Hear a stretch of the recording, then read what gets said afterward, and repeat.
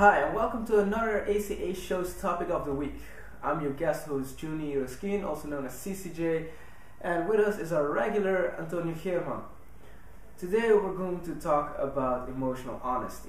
Well, to begin with, emotional honesty means that you can be honest with how you feel and don't give a fuck about what other people are thinking. This has actually been, I say, taken away from us since we were kids, because we were learned to do things not our way, but our parents' way and our teachers' way. As in, showing appreciation when you don't appreciate something, like saying thank you. Saying sorry when you don't feel guilty, and, smiling when you're not happy.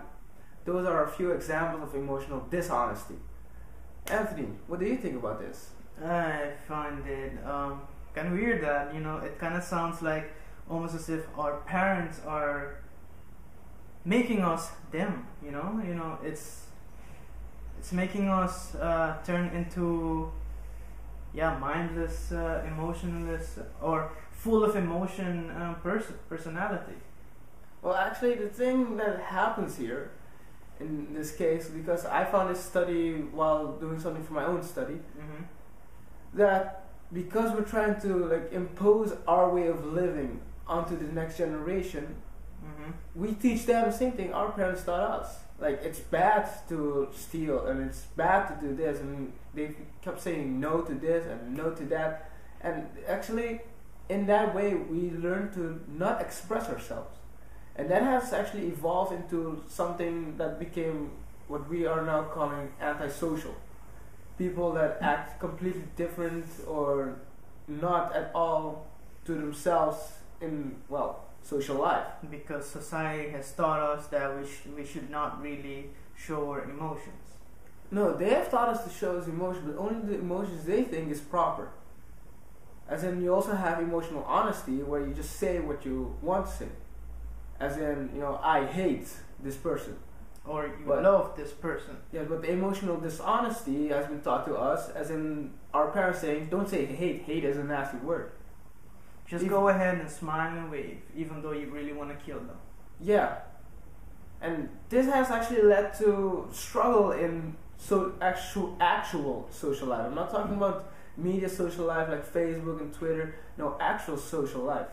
Because these media social lives, they are like an escape route for us, where we can say whatever we feel like and not get hurt. Because we also correlate the saying things and getting the consequences right away after it because of our parents and our teachers. So what happens with this emotional dishonesty is, like, you can't say you hate a person, and if it's someone in your friend circle, your circle of friends, your friend group, and there's one person you dislike, you still interact with the person because of the sake of other people. But at the other side, you start to resent the person more and more. The more you get in contact with it, the more things you notice that you don't like about him. And the more you start hating them. Yeah, disliking, hating them. See, I'm correcting myself here right now. Just say hate. You just hate them. Yeah, but as you can see, I've been taught that I cannot say... Spit the fucking chip out of your mouth. Dude, let me finish. Exactly. Okay, just let me finish. But I've been taught that I cannot say the word hate. That's why I dislike and resent. I also say that a lot, hate is a very strong word, but I've been taught that. But you dislike this person so much, you just should say, I dislike you, I don't want to be around you. And then whatever conflict comes then, it comes, but at least you're being honest with the person. Yeah, exactly. And now that I'm thinking about it, this totally reminds me of kind of like, because of this thing that we've been taught about, that you have things like friend zone, Yeah, the friend zone, ouch. Yeah, for example, that's what I hate. For example, there are women out there that, you flirt with them, and they don't want to say, just say us in our face if you want us, yes or no. Don't give us a maybe, because a maybe means, we have some hope. Just say yes or no. I am sick and tired of women giving you this ish thing, and you're getting your hopes up, and then finally Yes. They don't even say yes or no. It's like finally maybe they go with another guy or some shit, and then you go like, All this energy wasted for nothing. Exactly. Why can't they just say no in the beginning? But that's also a problem because all this flirting is playing a game. It's playing a game of seeing who can be more adventurous, how can you attract a person. Me, I'm tired of playing that game. I'm just going up there, I'm very honest. Usually when I go to a club, I dance, I just chill with my friends. I don't care about the girls that are around. I don't even care about scoring. It's just retarded. When I see a girl, I know it gets nice and everything, I can be very honest and very direct and being like, okay, listen. For now, for tonight, I'm not looking for anything serious. It might become something serious, but we'll have to see after that. What I want right now is just have fun. If I want to have fun, I want to have sex. So you know what you're getting into. Yeah. And at that moment, they think you're rude. They think you're disrespectful. But the other guy who's like handling her shots like every minute, trying to get her wasted and then get in her pants and then doesn't call her anymore, he's a scumbag afterwards. Exactly. But they've been playing the game all along. See, that's another problem of this emotional dishonesty. If you can be honest with yourself and honest with the person, and you respect that, there's less conflict between yourself and the person, and there will be also less conflict in the communication that you have with the person, because you know what you're expecting. And you can't be like, yeah, but I didn't know, because you know from the moment that I told you what was coming to you. Exactly. If you agree to go with it, that's your problem, or that's how you deal with it. I think people need to stop worrying about what society thinks about them. I think that's the problem with emotions as well. Nowadays society has labeled us with status and shit like that, and certain countries like the country that we come from, Aruba, status is one of the important things that there is like, you need to keep up with your status. If you don't, you need to show the emotions that the status is allowed to show. You are not allowed to show certain emotions for other statuses. It kind of sounds like high school all over again. Yeah, but everything, like, as we do as teenagers, as young adolescents, in a way, also going back to the emotional honesty and honesty, the emotional learning, the emotional intelligence, we were born with it. As a kid, you'll be like, I hate you, or like, mommy, I love you, or I really like that. You're really strong with your emotions. You show it. And then you lose it because your parents and, your elders keep correcting you. Society keeps correcting you. So when you come back in this teenage years, you're trying to find your true self again because you lost it in the first place. So you become rebellious. Everything that, us teenagers and us young adolescents and later on can all be explained because we lose ourselves at the beginning. And it's not our fault. And most likely we'll do it to our next generation as well. We'll do it to our kids. Or, right now we're bashing on the next generation, being like, yeah, back in my day, we would be playing outside, playing football, because it's not soccer. Yeah, or, something like that. Back in my day, I had a Game Boy Color, and that was the shit. But, they will be like, back in my day, Nintendo 3DS was the shit. Yeah, I know. And in my mother's day, back in her day, playing with ketchup bottles, putting like ropes around it and hair on it, making it a Barbie, that's what her shit. Yeah, exactly. So like every generation changes, but what stays the same, the one thing that just keeps coming back, is that we as the older one are trying to correct the new one and make them follow our way because we think that's correct. Therefore, the generation that raises the other will always be criticizing them.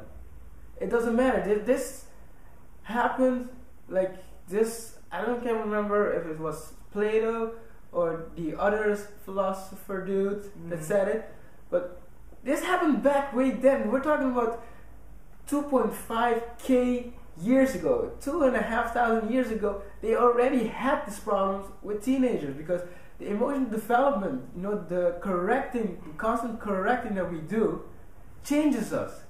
And that's why sometimes we're trying to find ourselves again. And that's where we struggle. Because we already have an image of how we want to live, how we're supposed to live, and how we're living. And that will always be in conflict. With this media that we got right now, with like mobile phones and internet, and we keep going on with Facebook and Twitter, we are so much more connected, but so much more distant from each other because all we learn now is how to interact with each other when we don't see each other. We can say whatever we feel like. We don't have to be afraid. But as soon as we come close to each other, face to face, you find out what the reaction is. You find out intonation. You find out, how they mean it, body language, facial expression. Yeah, exactly. All those things. That's basically what I don't get. Is like, I can consider myself a very old school person. I like, when I'm talking to someone and I can see their reactions, because based on their reactions, I can come up, we can respond on that. We can respond on that. I don't like it, for example, when I'm texting with someone and I'm making, some sexual innuendo jokes or something like that. I want to know what their response is. If it's a good response or a bad response. If it's a good response, I'll continue with the joke. If it's a bad response, I'll be like, yo, I was just joking, That's how we pull that shit off, Shut the fuck up. They didn't need to say a thing. They didn't need to say a thing. Yeah, but I already know what you're going to say. But anyways, that's the point I'm getting. Nowadays, you have people who are texting. I mean, even in the real world, people don't call anymore. People are on WhatsApp, PIN, BlackBerry PIN, WhatsApp, iPhone messaging, ICQ. Who gives a shit? And that's the point. People are more texting instead of actually using words, talking, emotions. Showing emotion, showing response, things like that. And if you do not become used to with that, how the fuck are you gonna be, responding in the real world eventually when you're sitting next to someone and you need to talk to them? You know what? Let's leave it at this, okay? Exactly. So just summarizing this, just be honest to yourself. Do your thing. Try to make a change. I'm trying to aspire you to. Live your own life. You're still emotional right now. Yeah, I'm very emotional. That's why I needed to talk about this. Well, anyways, we're closing this thing off. Don't forget to subscribe to Adrian Robles. Subscribe to my channel and to subscribe to Chucky's channel. And of course, the ACA shows. Subscribe to the ACA shows, either up there in the subscribe button or at the button over there. Hit us up on Facebook and Twitter, and the descriptions will be in the link. The links will be in the description below. And yeah, see you guys next week then. This guy wouldn't even let me finish, man. I'm the guest host. Who gives a shit? See ya. Unless your mom's kind of drunk. That's just sick, man. That's sick, man. I know your mom does that shit, but okay, that's just not funny. What I was trying to say that there will always be this one special woman that will love you, and will always be your mother. Doesn't matter what happened, she'll always go through hardship.